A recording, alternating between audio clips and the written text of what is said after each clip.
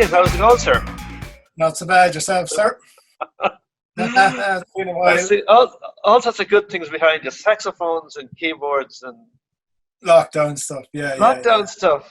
What have you been up Yeah, to? no, just the usual. Decided to pick up a new project. I said I'll have to do something during lockdown, so I said I'd try maybe learning the saxophone. So Wow! I now have money to starting. But yeah, herself presented me with a present of a saxophone. She says, "Here, do something useful."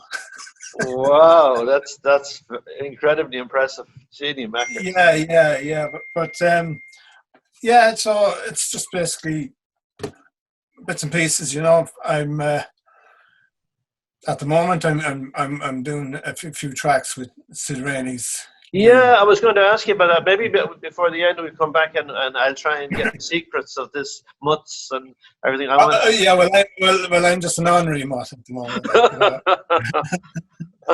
Yeah.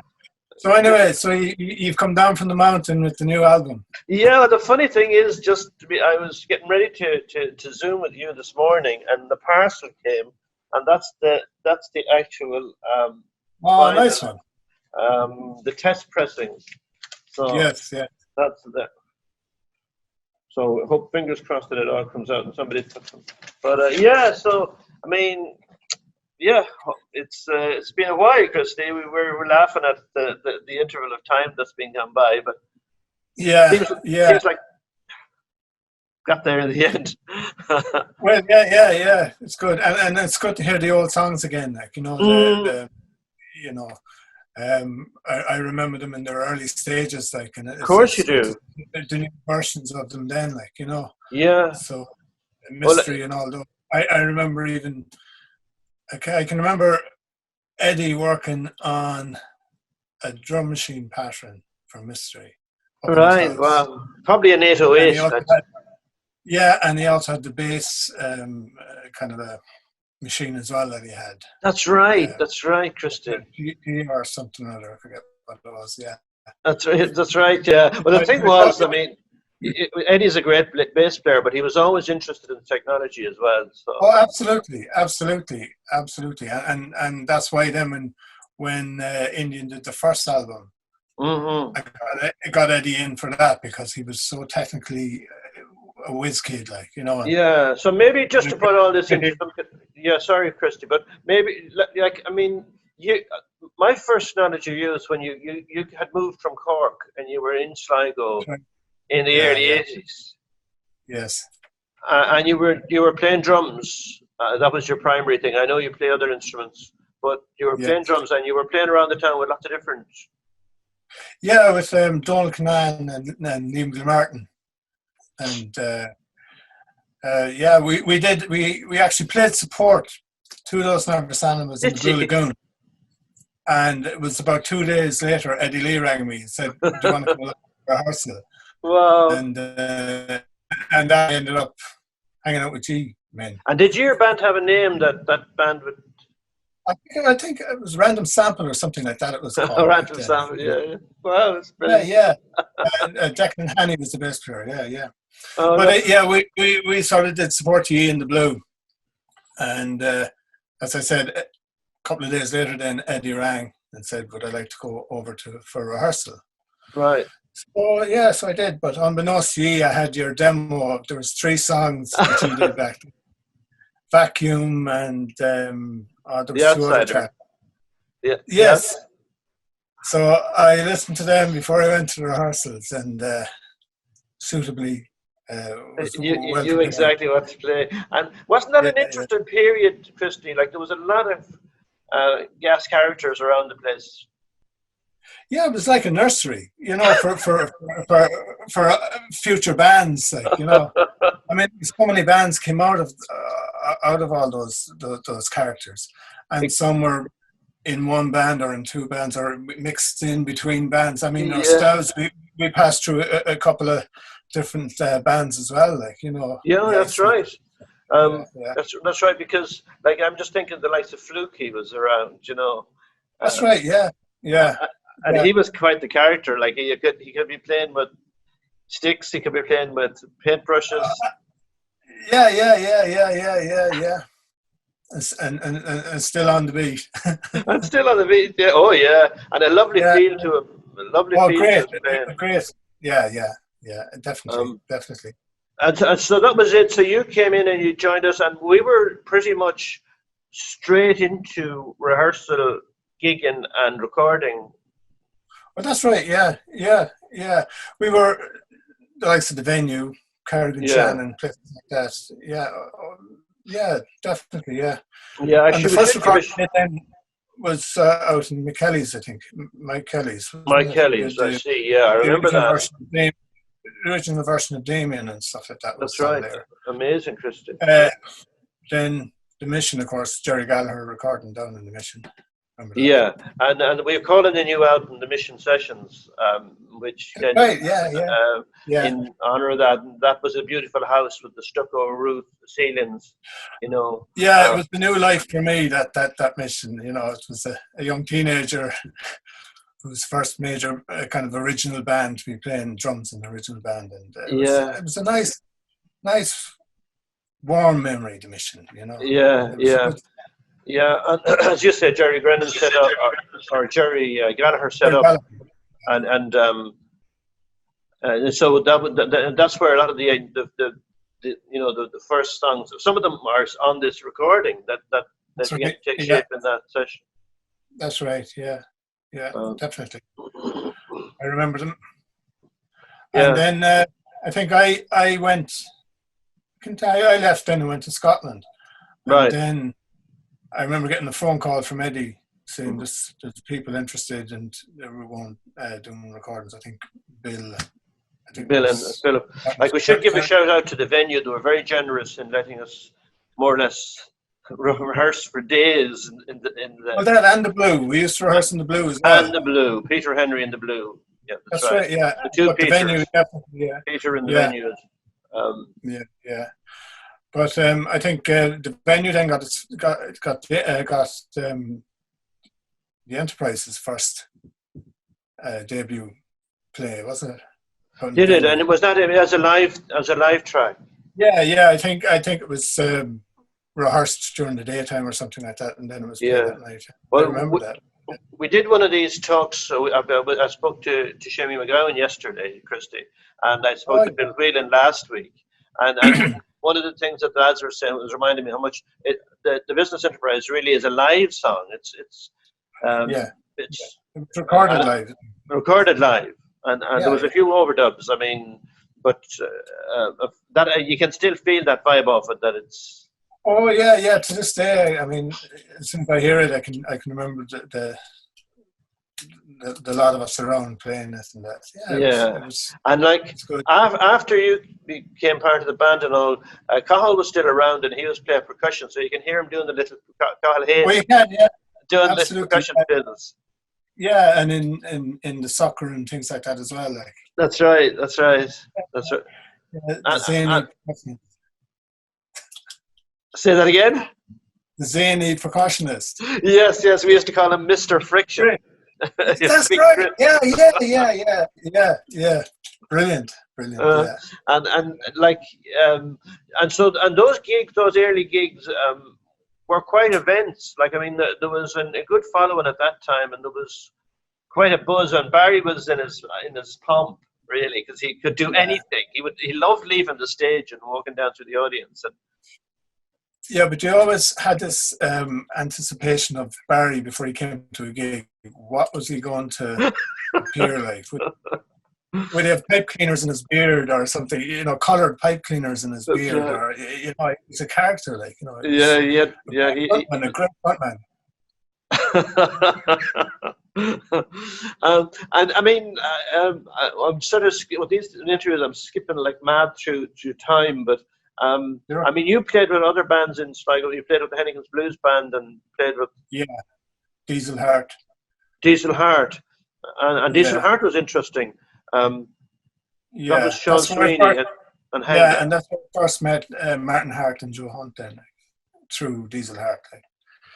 And then from Diesel Heart then, kind of Indian formed after Diesel Heart then. Yeah.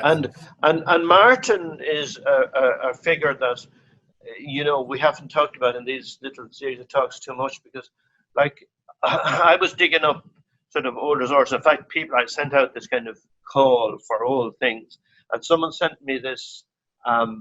You probably were playing on the gig. It was in 1982, and it had Those Nervous Animals in the Blue and Reverb supporting them. Yeah. And that was Martin's. I think that was Martin's first band. Oh yeah. Martin would have been involved with that. I think with Sean Sweeney. I think With Sean Sweeney, yeah. And like yeah. Martin has been writing, and he's been a sort of creative force, like a parallel in a way in the town all the time. Oh, he has. I mean, the guy is been writing for years. Mm-hmm. You know, always kind of. If he's not in one band, he's starting another. You know what I mean? Like, Yeah, I mean, you've had a long stint with him, working with him in Indian. Yeah, definitely. Yeah, we co-wrote for all those years, like, you know. Yeah, and he's a fantastic writer, Martin. I mean, I know you've contributed too, but I suppose Martin is the main lyricist, wouldn't he be? Martin is the main lyricist and still is. Yeah. And in any projects that I've been in after that, the two of us have been sort of stuck together. Martin is the main lyricist, and I would be the music in that. And yeah, he's a force unto himself, like, you know. He's just go till he dies. He said. I know that one thing I was going to say to you is, of course, you're not just a drummer; you're a singer and you're an instrumentalist as well. So.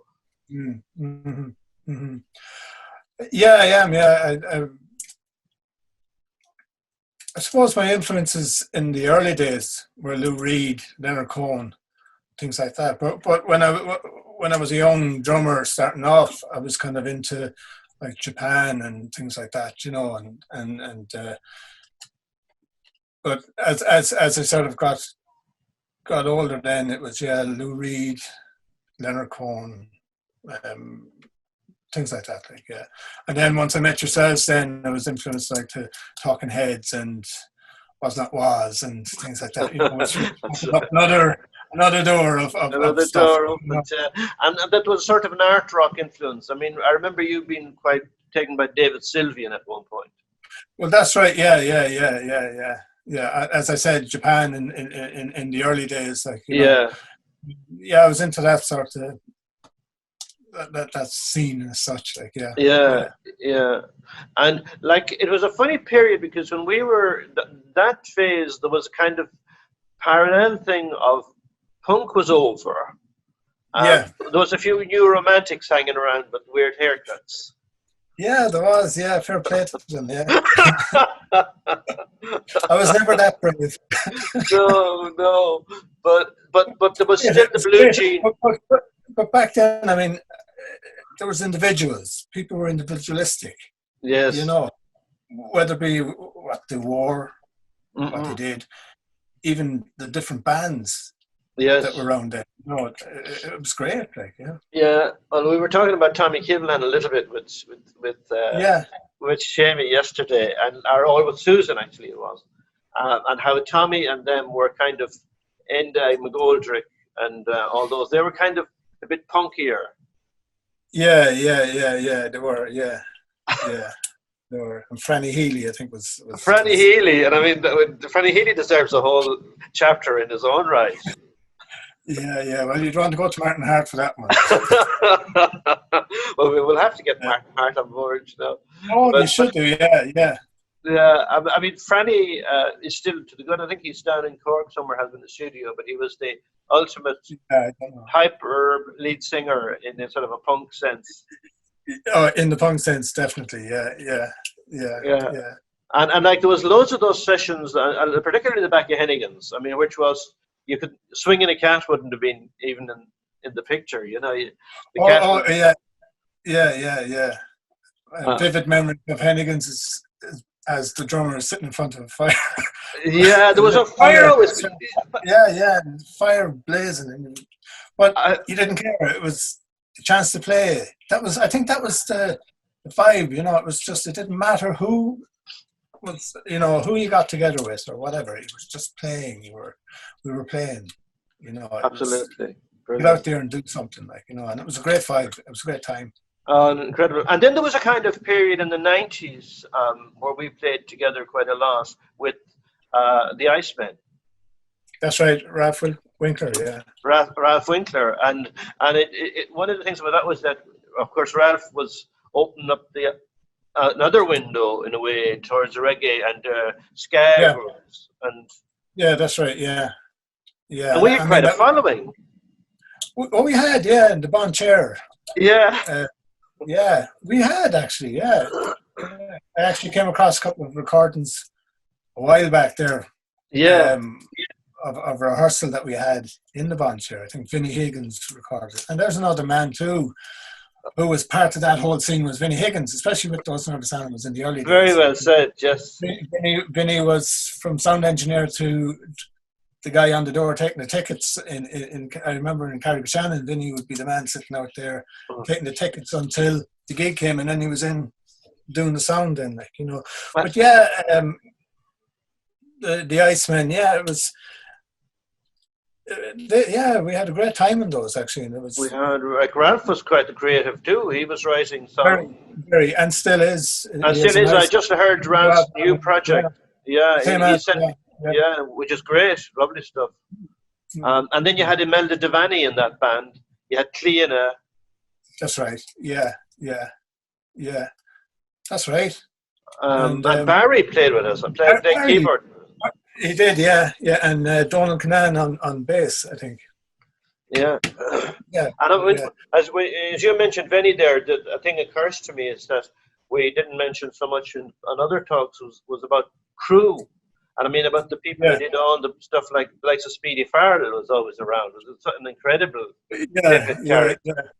Yeah. And I worked with Speedy and Vinny and Hennigan's Blues Band. They were with us the whole time as well. Like, stories that could be told. Won't be. Not there for after the threshold. After the 9 o'clock window. Fear of litigation. But it was, you know, whether you're in the band or whether you were hauling stuff or whatever, it was like everyone seemed to be glad to be part of whatever was happening back then. Like, I mean, later on when we started to do other things, then we had other crew all the time. And I mean, they're been such an important part of rock and roll. It's like a funny thing with bands is that sometimes, you know, they go up in the world a little bit and then the crew becomes more important. And then they're back, you meet them a few years later or meet ourselves. And then we're back carrying the gear again and plugging the guitars back in ourselves. Yeah, exactly. Yeah. It all comes back to sticking it in the back of the car and going, Yeah, well, like with those Nervous Animals project, we applied for the stimulus for recording package. We didn't get it. And in effect, we wound up me doing, you know, I've been working with the graphics designer. I've been working with everything, effectively nearly doing everything ourselves, you know. But which is fine. It's just like such a different era. Like there are no big record companies now, or the structure that was even there. Yeah, exactly. I mean, back then you had demos, make demos, and then send your demos off to the record companies.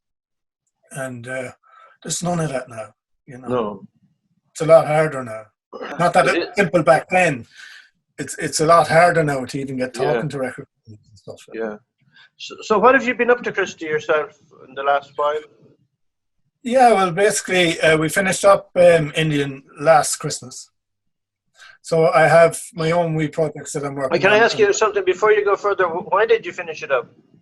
We finished up, it's just sort of, it came to its conclusion, you know. Mm-hmm.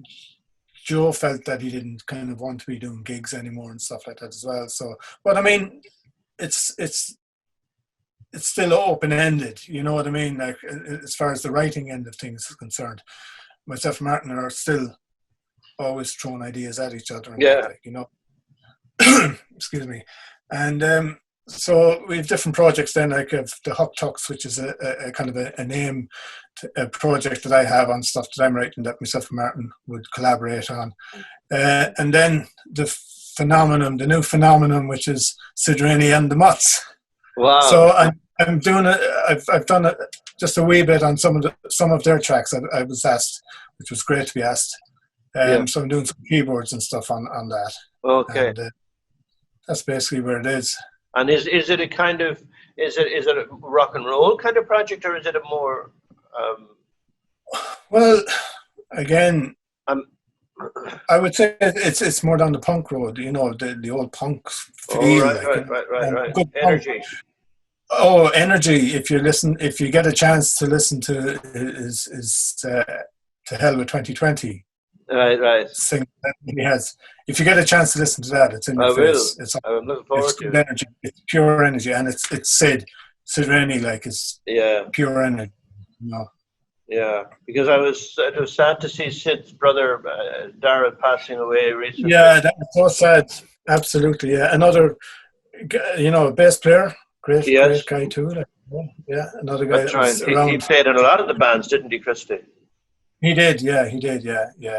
It was sad to hear that of his passing. Yeah, definitely. Yeah. I hung out with him quite a bit when he was in Dublin, and we'd go there and stay there with them. Yeah. In the 90s, I was quite shocked. But so many things have changed. Like the mission has gone. A lot of things the scene has changed. Yeah, it has. Yeah, definitely. Mm. Well, I'm sort of away from it all. I'm living down in Spiddle now, so I kind of every time. How do you find Spiddle, Christy? What's that like? Love it. It's great. Love it. Yeah.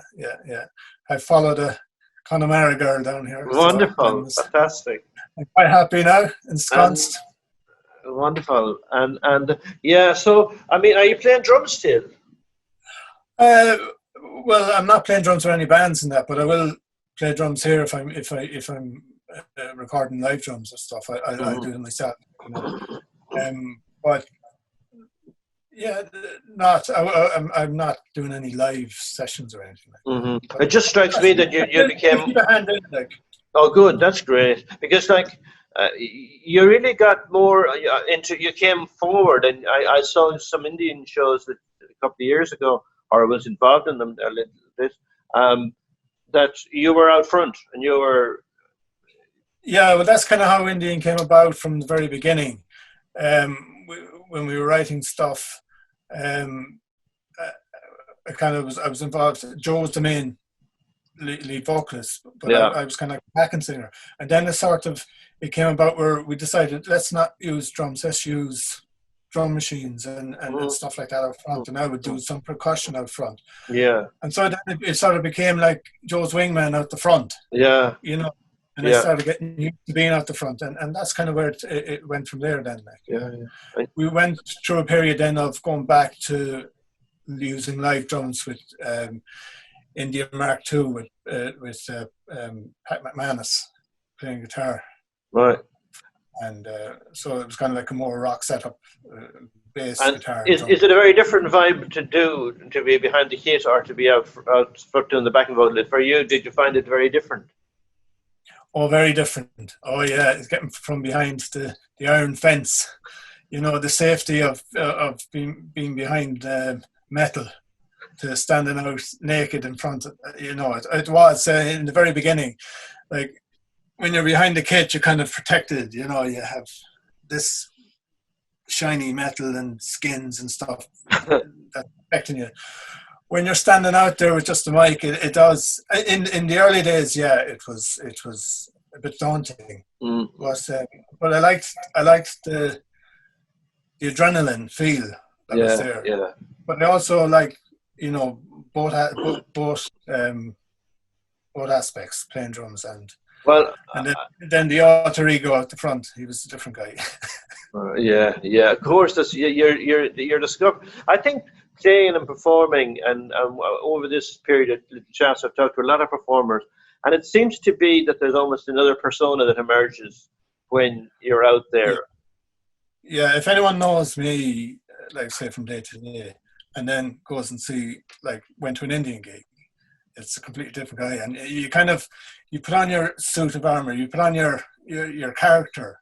I suppose it's like acting. Yeah. You put on this alter ego figure once you put on your stage clothes. You know, you put on your jacket, stage jacket, and that's it. You're out there and you can do anything. When you come off, then you're back to packing the gear into the back of the car and driving back home again. Yeah. Well, I just the grass. Yes. But funny enough, yeah, I'm looking out the window now, and it's just started to snow. Has it? Yeah, I saw. Yeah. Nothing down here yet, no. But we're right on the coast, so. Yeah. Well, I'll because you're in Spittle, I should say, Garmoigat, Christy. Thank you very much. It's lovely to speak with you. Thanks for doing this as well, and for all your contribution in the band. And you're there on the record. We remaster them, so I hope you like. I know it was a good time, and it was started me on the road. Yeah. And we'll do it again sometime. Well, absolutely, we will. We'll have to have some kind of, once this whole COVID-19 maybe is over. You know, hopefully there'll be an opportunity to do some kind of celebration of all of that. And, that would be cool. Would be lovely, wouldn't it?